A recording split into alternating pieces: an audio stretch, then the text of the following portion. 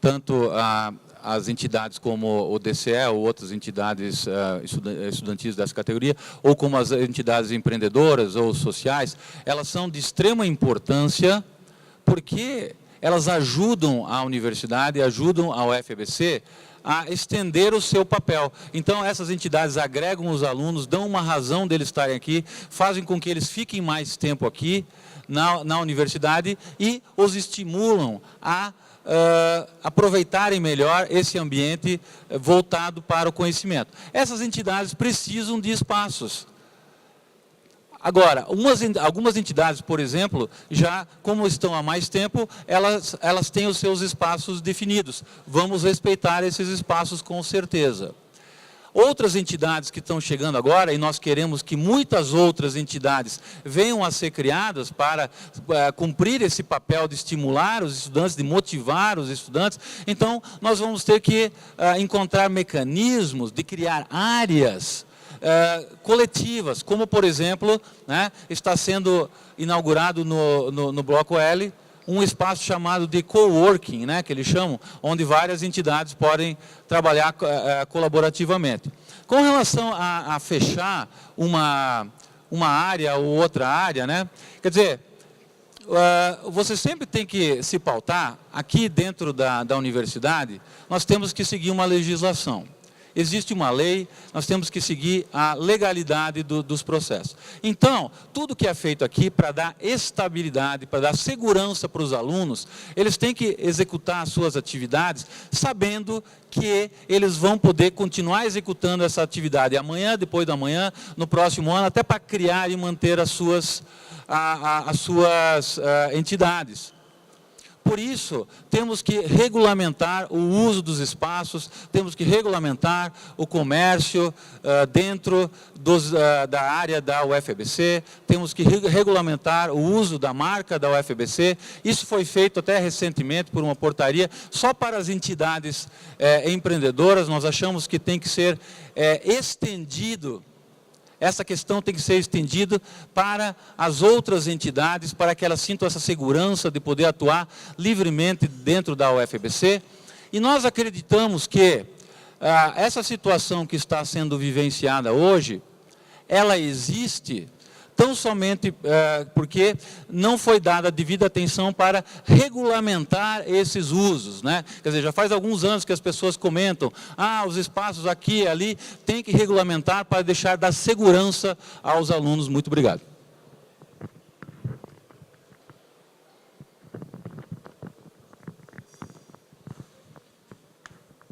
Nós entendemos que temos que pacificar dentro da comunidade de que os alunos não podem ser considerados terceiros. Essa legislação que fala sobre o uso dos espaços da universidade, fala com relação ao uso por terceiros.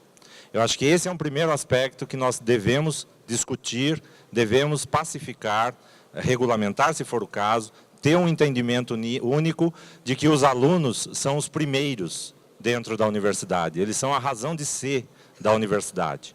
E aí, a partir desta questão, nós sim estabelecermos, através dos conselhos superiores, qual é efetivamente as condições para o desenvolvimento das atividades. O que está fechado não é exatamente o DCE, mas as atividades que estão em discussão, que são as atividades de comercialização. Precisa se pacificar isso, esse entendimento de que essa representação, as representações são parte do corpo vivo da universidade e não há que se questionar a necessidade de uso desses espaços. E se regulamentar as atividades outras, prevendo destinação de recursos, sim, para a manutenção dessas atividades que consideramos vitais na organização. O próprio estatuto da UFABC prevê que, além das atividades didáticas, a formação dos alunos como cidadãos, inclusive em organizações de representação dos seus interesses, é parte viva do projeto pedagógico. Então, nós temos que dar condições efetivas para que o projeto pedagógico se desenvolva plenamente e não ter uma visão de proteção do erário com relação ao aluno que, na verdade, é o primeiro que deve ser atendido. Todo erário deve ser protegido. Não quero que distorçam a palavra.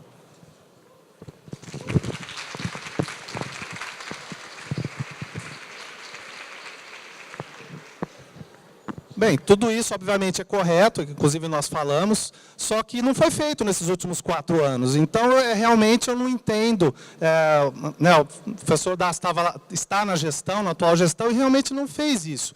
Então, nós realmente vamos ter esse compromisso de realizar realmente essa regulamentação. Nós não vamos chegar aqui só, na época de eleição, prometer algo que poderia já ter sido feito há 4 anos. Então, é mais ou menos nesse sentido. Nós vamos regulamentar, levar essa discussão às instâncias competentes. Isso nós já falamos no outro debate, mas nós não vamos realmente fazer isso. Nós não vamos sentar em cima de problema nenhum, vamos dar encaminhamento para todos eles.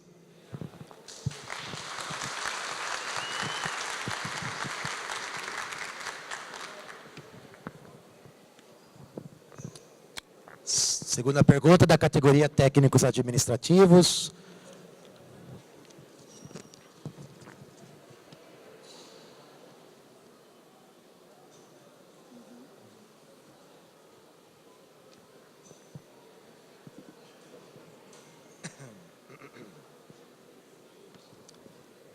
Aqui está identificado, né?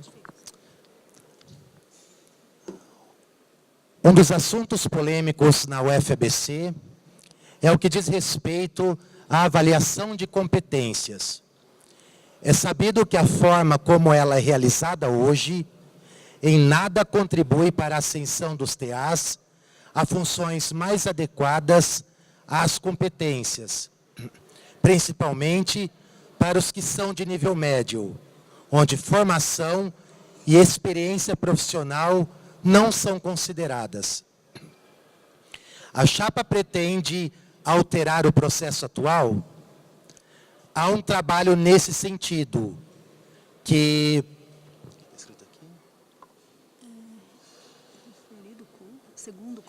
segundo consta, foi engavetado. A pergunta foi identificada pelo TA Wilson da ProPG.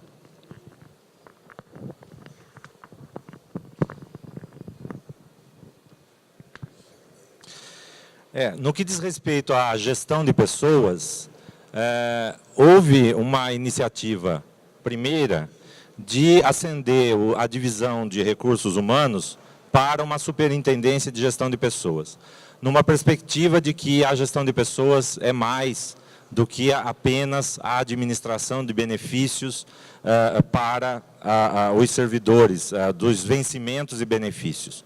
Ela demanda, assim, requer um plano de um programa, né, de gestão por competências, onde a avaliação das competências é um desses instrumentos. Ela requer um programa de qualidade de vida e saúde do trabalhador, ela requer um programa de capacitação e formação do trabalhador.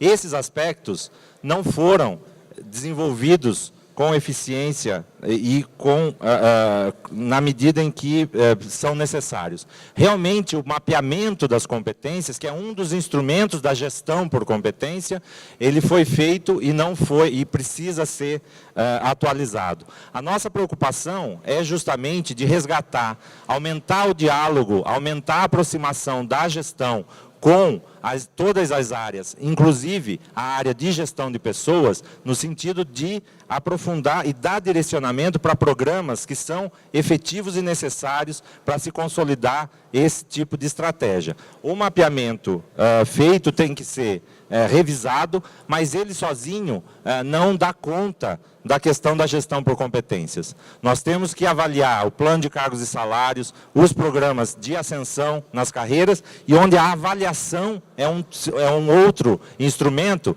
que tem que ser modificado. Eu vejo que ele tem que ser mais... o processo de avaliação de competências, ele tem que ser mais próximo da realidade de cada uma das áreas. Ele não pode ser genérico, como se não houvesse especificidades nas áreas. Muitas vezes os gestores ali colocados sequer são capacitados no que diz respeito ao processo de avaliação. Qual é a sua competência nesse processo de avaliação? Quais as formas, as estratégias na gestão de pessoas? Então, eu acho que passa por uma série de ações efetivamente garantindo que os gestores todos estejam capazes e entendendo, tendo o mesmo nível de entendimento do que são esses processos. E precisam ser resgatados, sim, e refinados.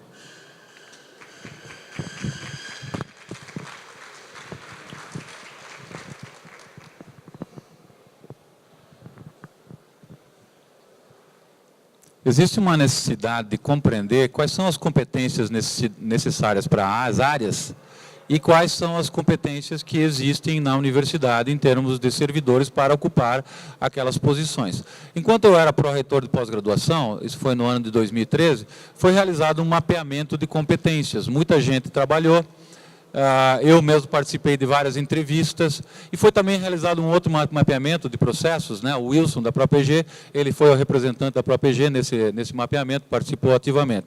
O mapeamento de competências, ele é um instrumento, mas com certeza ele deve ter revelado informações muito interessantes que poderiam ter sido utilizadas para agilizar os processos, para profissionalizar a gestão. Nós queremos uma gestão profissional, uma gestão em que ela é eficiente, porque isso é um princípio constitucional. Então, nós concordamos com a afirmação feita pelo Wilson na pergunta de que, ao nosso ver, né, o mapeamento de competências realizados em 2013, assim como o mapeamento de processos, foi engavetado, porque não foi usado exatamente para nada. Eu não me lembro, agora, né, participando da assessoria de relações internacionais, como assessor, eu não me lembro de ter visto que foi usado para alguma coisa. Uma outra questão que nós temos que profissionalizar é a avaliação de desempenho, né? Existe uma avaliação 360, que ela é feita, frequentemente eu tenho que avaliar, eu sou avaliado, etc. Também nós não vemos, né, que essa avaliação ela não chega em forma de feedback para nós tomarmos alguma atitude para melhorar a universidade. E para que você use efetivamente essas informações, precisa ter apoio da alta gestão, porque senão a SUGEP sozinha não vai poder tomar as ações necessárias.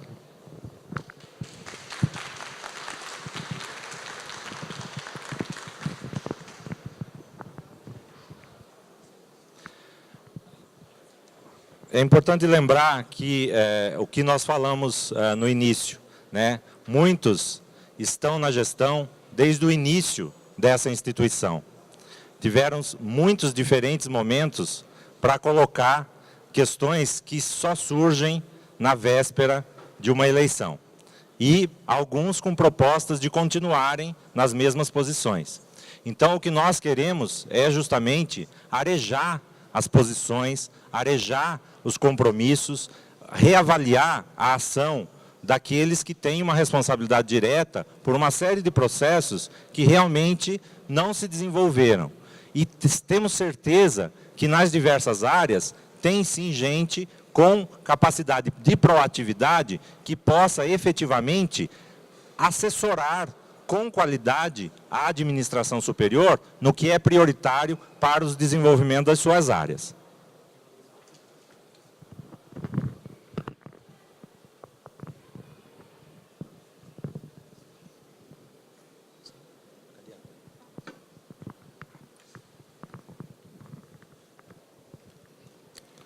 Categoria docentes.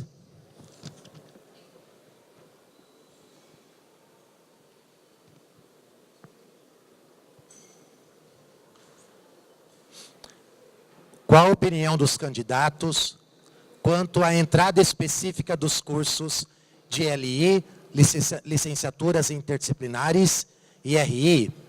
Como evitar que este procedimento se propague e fragmente a entrada de estudante nos PIs, enfraquecendo o projeto pedagógico? Repete a pergunta.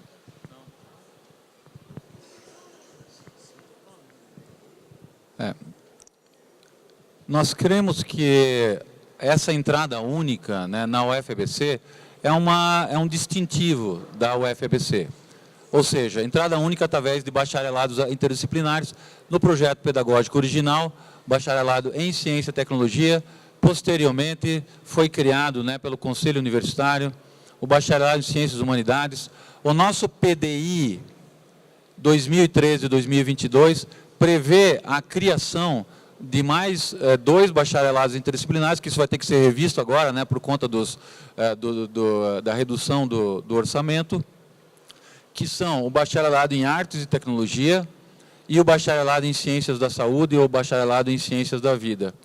Então, embora no início houvesse aquela disposição de ter uma única entrada, até para quem não acompanhou o processo, houve uma tentativa de fazer com que os cursos da área de Humanidades, eles tivessem a sua entrada pelo BCT, né? E não criação do BCH, mas criação de cursos, por exemplo, de filosofia, foi tentado fazer isso, que o ingresso fosse através do BCT.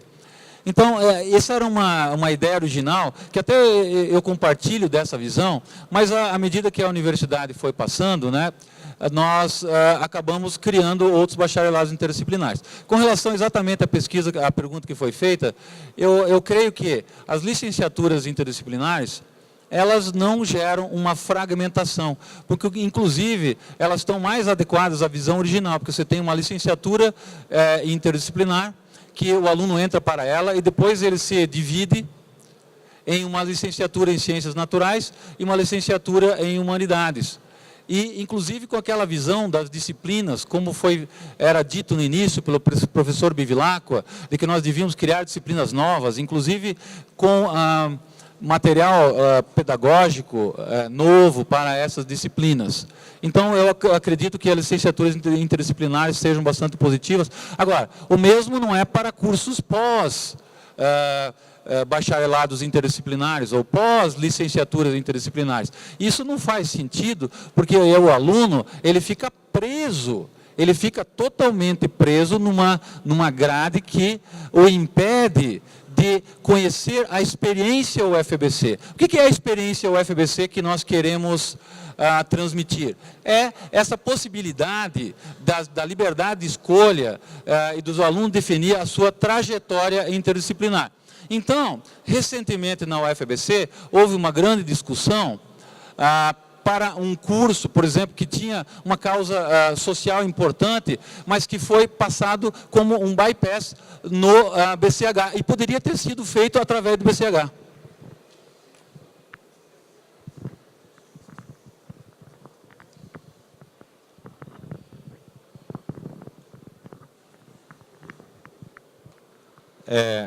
Eu vejo que o projeto pedagógico da UFABC é um projeto vivo em evolução.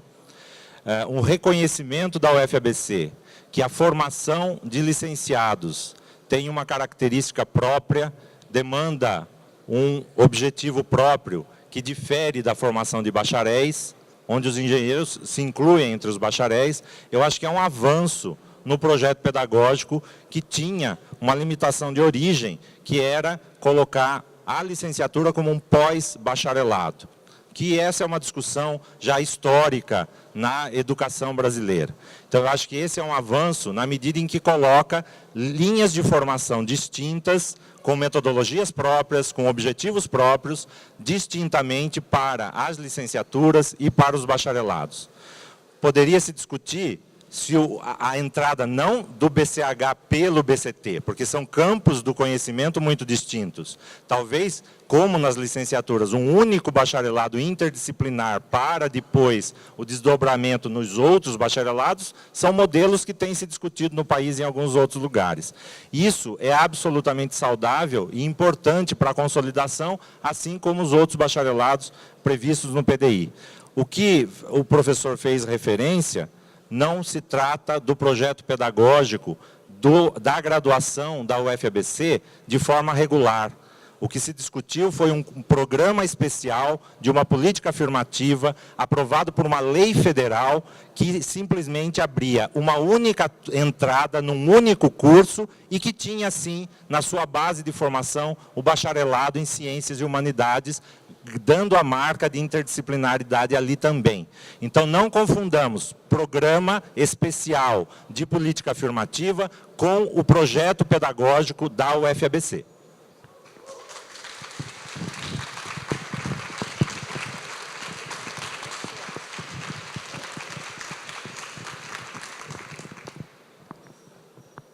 O que ocorre é que o mesmo programa socialmente importante que foi feito do programa Pronera, né, é o que nós estamos discutindo aqui, ele poderia ter sido feito com a entrada pelo BCH.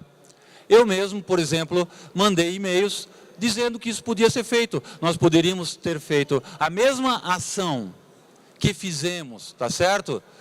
Sem ter que pular o BCH.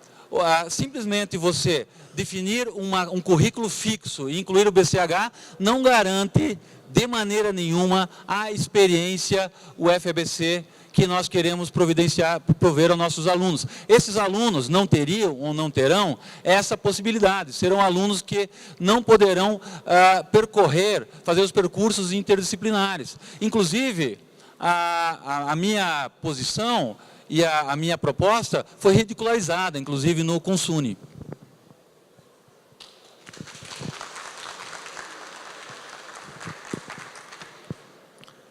Passamos à última pergunta da segunda rodada, na categoria terceirizados e comunidade externa.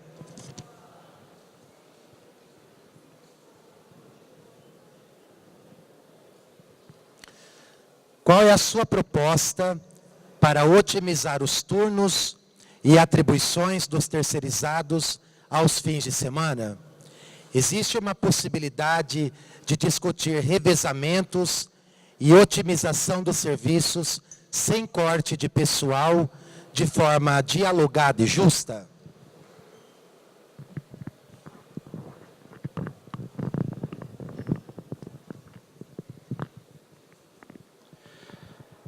Eu acho que a questão dos terceirizados, ela é um problema colocado na administração pública desde a perda efetiva de vários cargos da administração com a lei da terceirização. Acho que essa é uma questão que extrapola o próprio problema da universidade. Ela, na verdade, permeia todo o serviço público e agora todos os serviços, na verdade, com a nova regulamentação da terceirização. Eu entendo que essas regras, desde que estabelecidas no contrato, elas podem, sim, ser pactuadas entre a universidade e as suas empresas, desde que respeitada a legislação trabalhista e seja pactuada dentro dos contratos. Eu acho que se é para dar otimização, economia de recursos, inclusive, eu vejo que nós temos que enquadrar de quais são as vantagens para o serviço público no que diz respeito à preservação dos nossos recursos.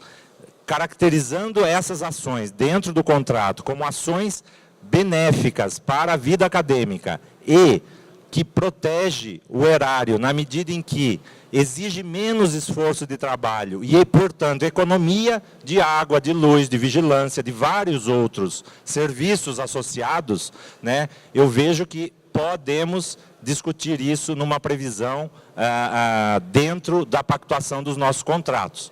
Mas isso dentro, obviamente, da legislação trabalhista vigente.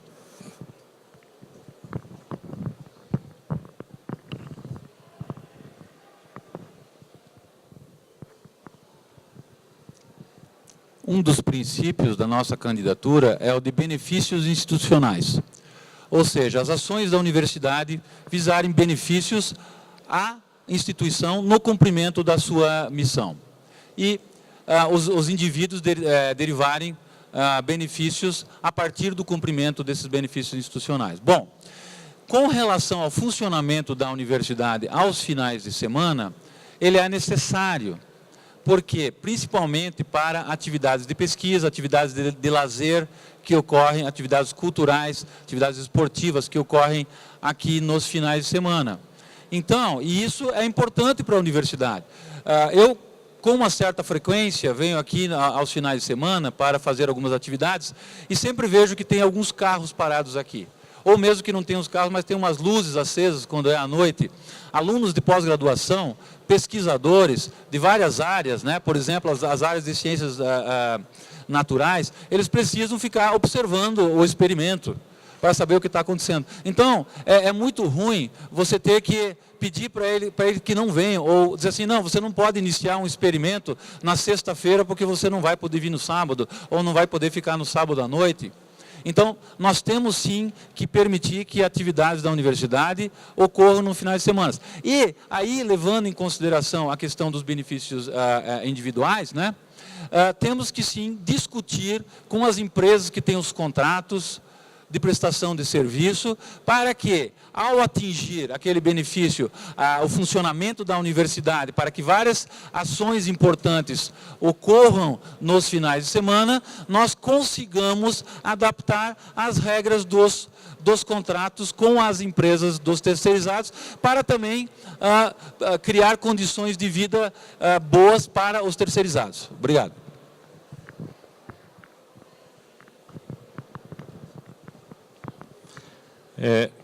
No nosso entendimento, a questão colocada não foi com relação ao fechamento ou a barrar atividades de pesquisa e ensino nos finais de semana. Isso está garantido o acesso de toda a comunidade e eu acho que devemos ter sim, porque essas atividades acontecem ininterruptamente. O que está colocado é que nos momentos de menor demanda, haver a possibilidade de um revezamento e também de uma menor demanda de alguns serviços que não são necessários, portanto, pela menor frequência, e que possam se ajustar a uma teoria de economicidade dos serviços a serem prestados. É nessa perspectiva que a gente entende ser possível e, inclusive, em favor da qualidade de vida dos próprios terceirizados, integrando eles efetivamente à vida acadêmica e às nossas rotinas, que muitas vezes eles são excluídos ou desconsiderados.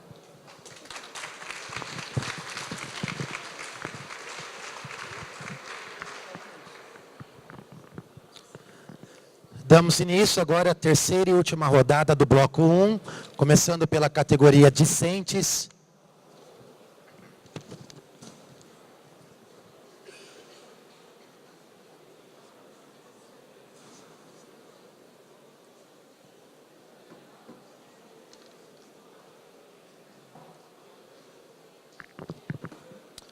Olá, eu gostaria de saber por que foi divulgado sobre os processos de pagamentos dos projetos do campus de São Bernardo do Campo, sendo que o excedente estava relacionado aos pagamentos atrasados da UFABC e também que foi feito um orçamento, o excedente não pode ser repassado para setor como bolsas sociais.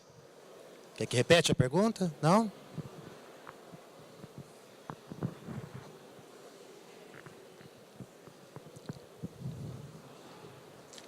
No debate que ocorreu na semana passada, em São Bernardo do Campo, nós fizemos uma observação sobre o fato de que essa gestão atual não soube fazer a transição entre uma situação de abundância de recursos para uma situação de restrição orçamentária.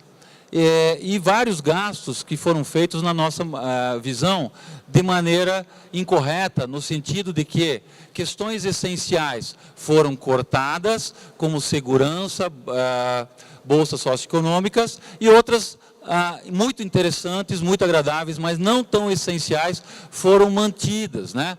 Eu acho que o que a pergunta quer dizer é que foi feito restos a pagar, né, que você empenha recursos de um ano para o próximo, só que o contrato foi assinado no final do ano passado, em novembro ou dezembro, não tem a data correta, e esses recursos poderiam ter sido empenhados para outras áreas. É isso que nós focamos na pergunta que foi feita a outra chapa no debate anterior.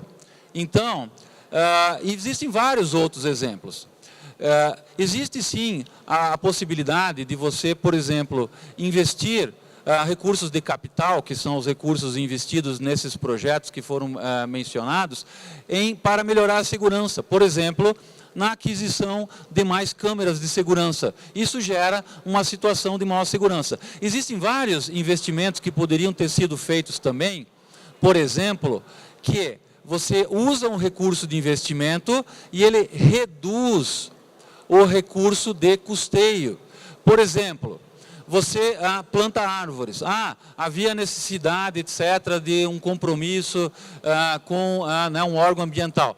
Por outro lado, só 2 prédios em São Bernardo hoje tem o AVCB dos bombeiros, tá certo? Que é o bloco alfa e o bloco beta. Para isso você tem que fazer investimentos e poderiam ter sido feitos esses investimentos. Então segurança é algo muito importante para todos nós. Então você tem que ver que compromissos que nós vamos priorizar, né? Que nós vamos colocar em primeiro lugar.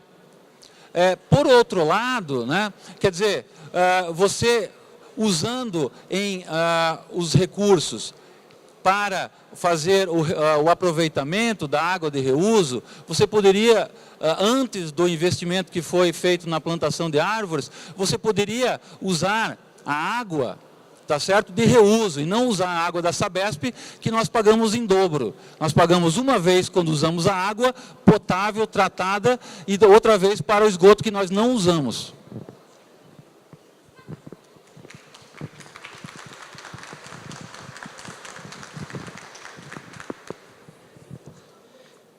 O desconhecimento de como funcionam as finanças públicas e a gestão pública dificulta bastante a gente resumir em 2 minutos o que é a complexidade desse processo.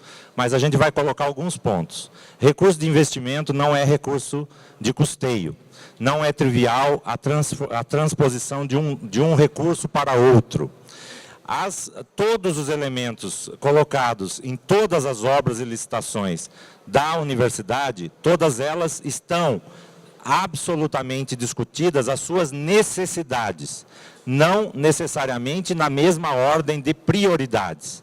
No entanto, o bom gestor público sabe também aproveitar a oportunidade em que alguma outra prioridade tecnicamente viável se antecipa na medida em que nós temos desistência de processos administrativos, nós temos sobra de recursos em algumas atividades e aproveita-se para aplicação em investimentos que estão técnica, jurídica e administrativamente preparados naquele exato momento.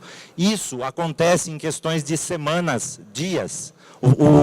O fechamento da execução orçamentária tem dia marcado para acontecer. Você não faz um replanejamento de tudo diante de fatos que muitas vezes são inesperados. A boa administração tem que estar preparada para usar os recursos com a maior eficiência em todas as atividades necessárias, priorizando, obviamente, aquelas de maior impacto. Nem sempre é possível fazer o que a gente sonha fazer, mas sim nós temos que dar bom gasto para o dinheiro público e atendendo às várias necessidades.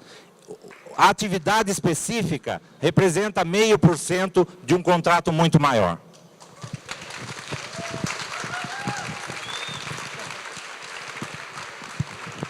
Bem, falando em... Por favor, espera um pouquinho. Falando em boa gestão do recurso público, então a gente vê se 1,5 milhão que foi gasto aí quase no projeto Conviva, tudo bem, é capital. Só que os quase 4 que serão gastos esse ano nas gerenciadoras são custeio. Então dá para brincar como a gente quiser. Colocar investimento, custeio, é dinheiro para caramba.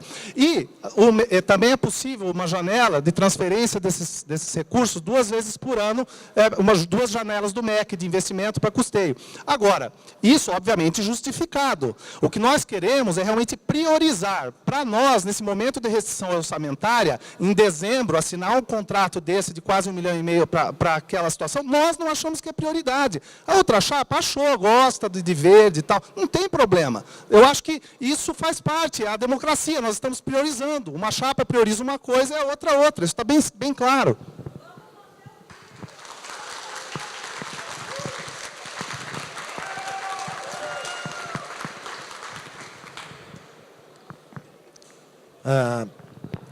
Técnico-administrativos. A última pergunta desta terceira rodada e primeiro bloco. Qual é a sua visão sobre o plano de logística sustentável e como será realizada a implantação das metas previstas na sua gestão, considerando os cortes orçamentários atuais?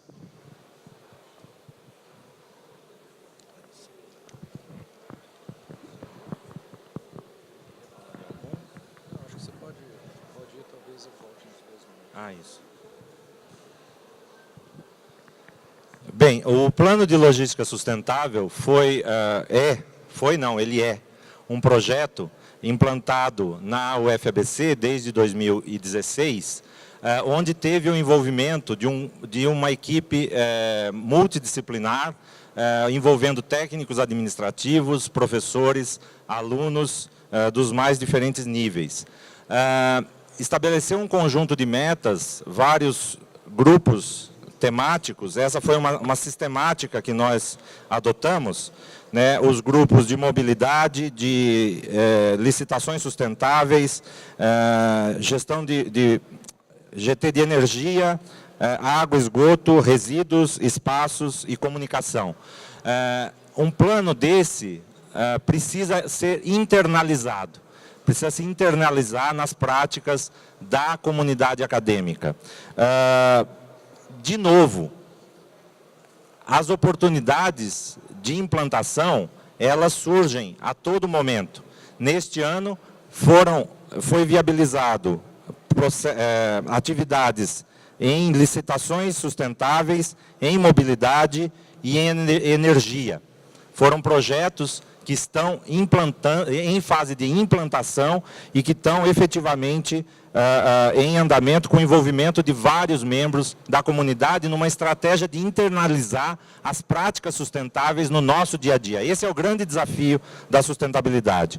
Agora, sem dúvida nenhuma, o grupo de água e esgoto, o grupo de resíduos e o grupo de gestão de espaços são prioridades porque muitos deles vão trazer economia de recursos financeiros, mas, sobretudo, uso racional dos recursos. Esse projeto, além dos benefícios de racionalização de recursos e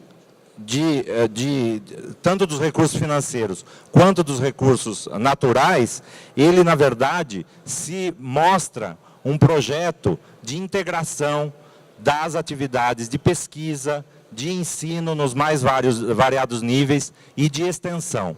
A Advocacia Geral da União convidou representante da UFABC para apresentar o plano de logística sustentável na Advocacia Geral da União como um modelo a ser discutido pelos vários órgãos públicos da administração. Água, esgoto, resíduos e espaços são as próximas prioridades. Já em andamento, licitações sustentáveis, mobilidade e energia.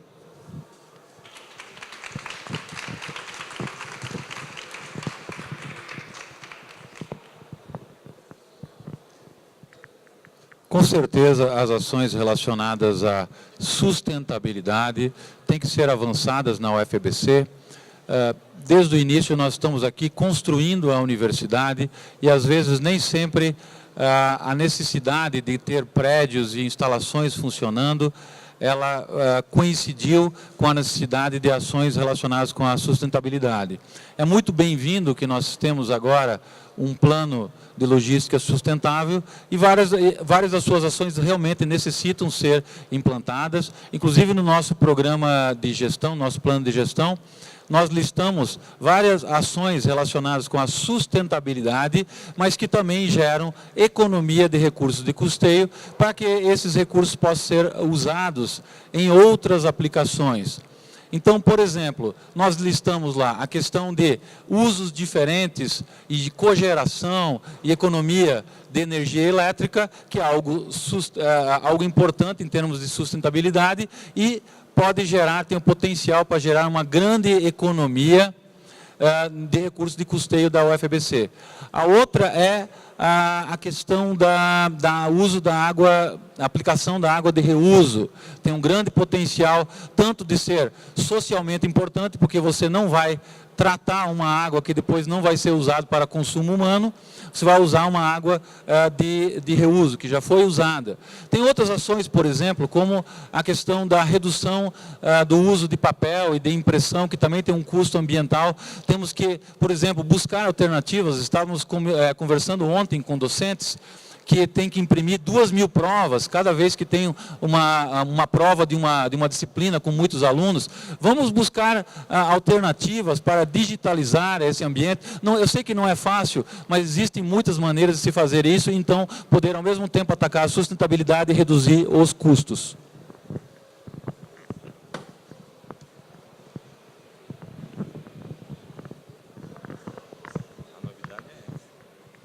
Veja, é importante ressaltar que o PLS, todos os grupos que estão envolvidos com a discussão desse plano, perpassam por diversos setores da universidade.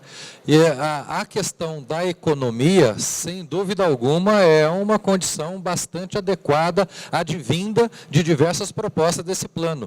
Mas vamos destacar que, além disso, o PLS desenvolve uma importante ação de integração entre diversos setores, uma importante ação no sentido de melhorar, inclusive, a qualidade de vida de toda a sociedade que está aqui na universidade. Então, são diversos fatores que estão relacionados à proposição, à implantação, a toda a discussão relacionada ao plano, destacando ainda que esta ação do plano tem que ser uma ação ao longo de todo o tempo, ela não pode estar estabelecida como início, meio e fim. É uma proposição para uma avaliação que tem que ter continuidade.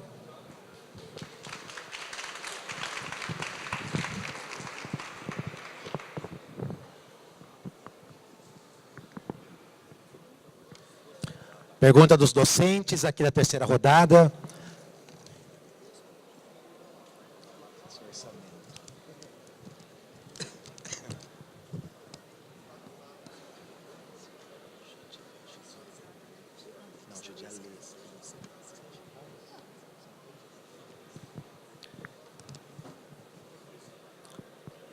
Como fazer nossa universidade ser menos judicialesca?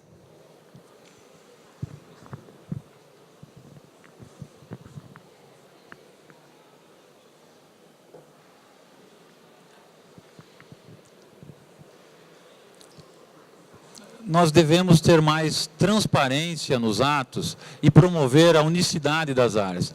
Nas conversas com as áreas, nós detectamos que várias ações que geram uma judicialização advêm do fato de você ter menos união entre as áreas, o trabalho conjunto que está faltando muitas vezes, e aí geram desencontros de informações, geram pessoas com visões diferentes, e que às vezes essas diferenças de opiniões, por falta de outros fóruns na nossa universidade, que deveriam existir para que as pessoas acertassem as suas diferenças e trabalhassem em conjunto para melhorar a universidade, acaba gerando uma judicialização. Então, por exemplo, no nosso plano de gestão, tem um grupo que é transparência na gestão.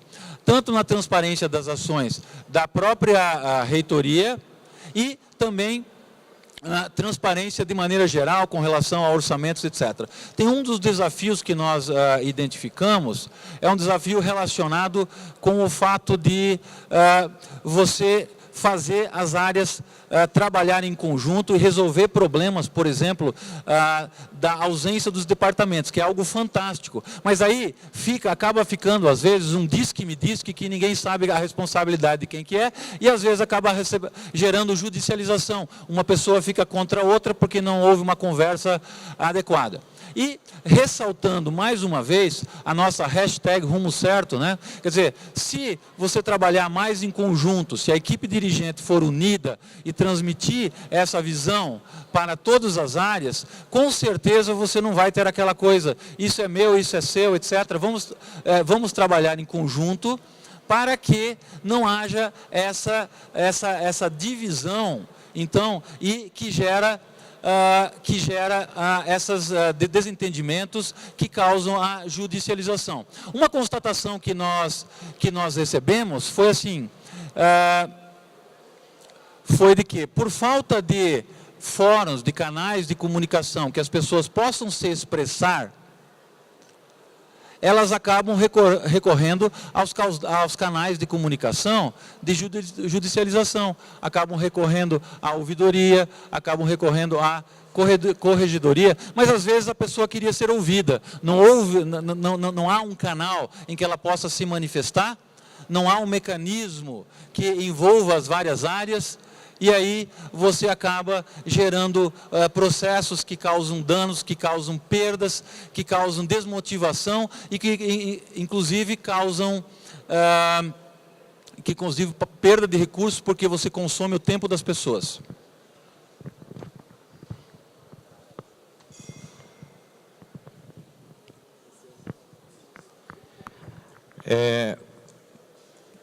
Primeiro, os canais de controle, os mecanismos de controle da administração não são ainda a instância de judicialização. A preocupação maior é justamente quando nós expomos à comunidade o ridículo externo. Isso compromete a imagem de toda a instituição. Os mecanismos de controle internos, eles são criados justamente para orientar a própria administração. E esses devem ser utilizados. Lógico, precisamos criar espaços de mediação de conflitos.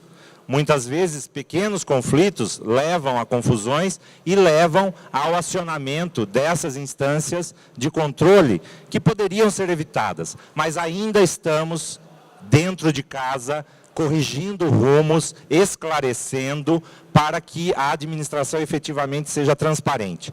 Quando nós falamos em transparência, nós precisamos, antes da denúncia, saber onde estão as informações. Existe um esforço enorme das equipes técnicas de seguir toda a legislação de transparência e com muita competência tem feito isso. Nós precisamos trabalhar para aprimorar o grau de informação da própria comunidade, de onde encontrar as informações corretamente, facilitar até isso, para que se evite os próprios conflitos por falta de informação e, pior do que isso, se explore a falta de informação, colocando em risco a competência da equipe técnica, a imagem da universidade, por motivos menores.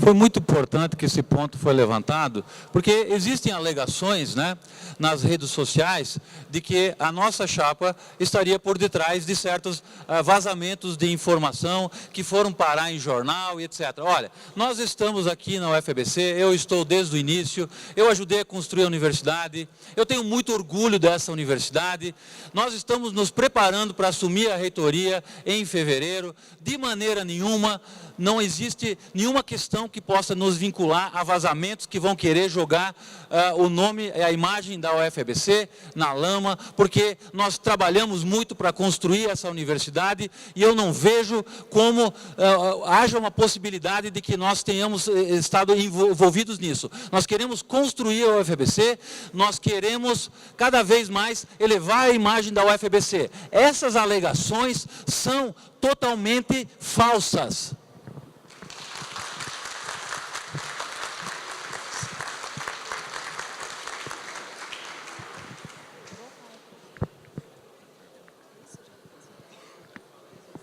Finalizando essa terceira rodada, com a última pergunta da comunidade, dos terceirizados e a comunidade externa.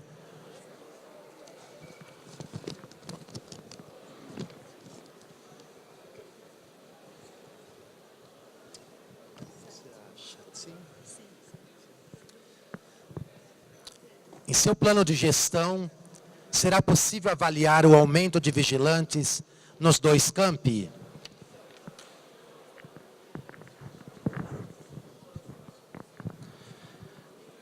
Nessa situação de restrição orçamentária, realmente vários serviços foram necessários serem revisados. Uma avaliação feita, por outro motivo inclusive, mas tão importante quanto, foi mudar um pouco o caráter da própria vigilância, de uma vigilância patrimonial para uma vigilância comunitária. A ação da vigilância comunitária não necessita necessariamente de todo um serviço de vigilância especializado em patrimônio. As ações de vigilância comunitária, sobretudo, exigem a sensação de presença, a sensação de segurança que deve ser gerado e articulado por vários outros serviços que a comunidade tem. Houve, sim, uma redução muito significativa do número de cargos de vigilância, que são cargos que são especializados e têm um custo contratual muito elevado, mas houve, ao mesmo tempo, um aumento também bastante significativo de outras funções de portaria e recepção, que pelo menos nos períodos de maior intensidade de usos, estão presentes e muitas vezes substituindo pontos que eram fixos, que eram usados pela vigilância patrimonial de altíssimo custo. Criar a sensação de segurança através da presença é fundamental. E essa tem sido uma estratégia. Então, se por um lado não é desejável e é lamentável mesmo a dispensa de alguns colegas servidores, prestadores de serviço nas empresas de vigilância, não nos restou outra alternativa. Mas, por outro lado, se criaram novos cargos, novos posicionamentos, diminuindo o impacto da ausência dos vigias do contrato específico e aumentando, então, a presença dessas outras funções que dão a cara da universidade na recepção do nosso visitante, nos pontos de recepção e de acolhimento da comunidade e que tem dado um outro caráter que não de vigilância patrimonial, senão de segurança e vigilância comunitária. Temos ainda ajustes para fazer. O próprio contrato cabe pequenos ajustes que, se orçamentariamente for possível, com outras economias de custeio, porque esse é um investimento, é um recurso de custeio, então, se possível, economizar em outro, esse é um contrato já vigente que pode ser aditado para os ajustes necessários, se assim avaliado.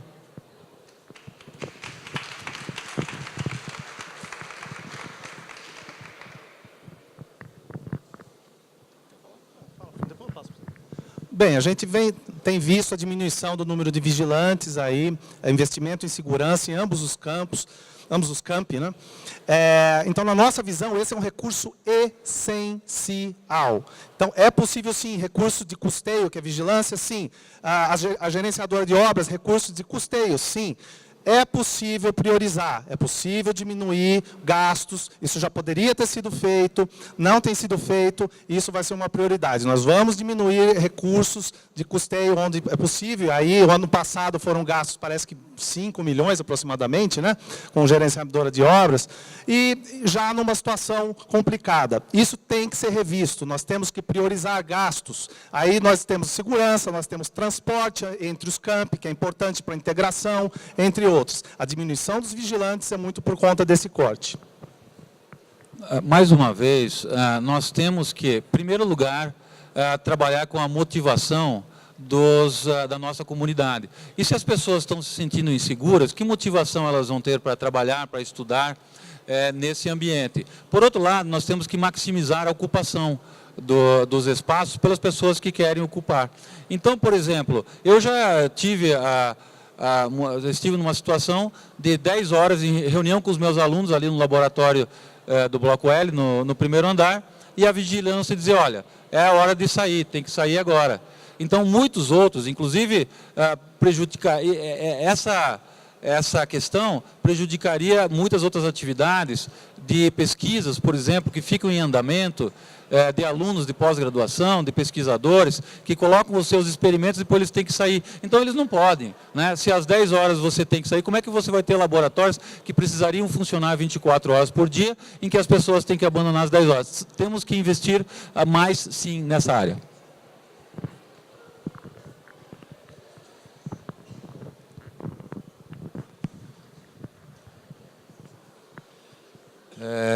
esse tema de que trata a questão esteve relacionado a uma audiência pública.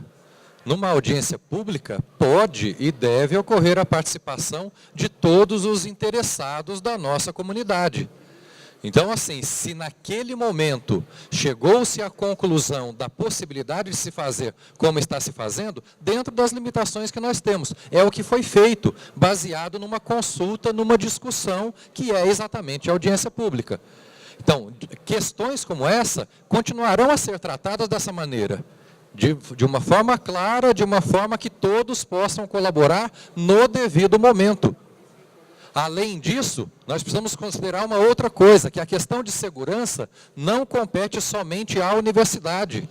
A discussão com a municipalidade em relação ao que compete ao município, a segurança do entorno, é constante e está sendo feita.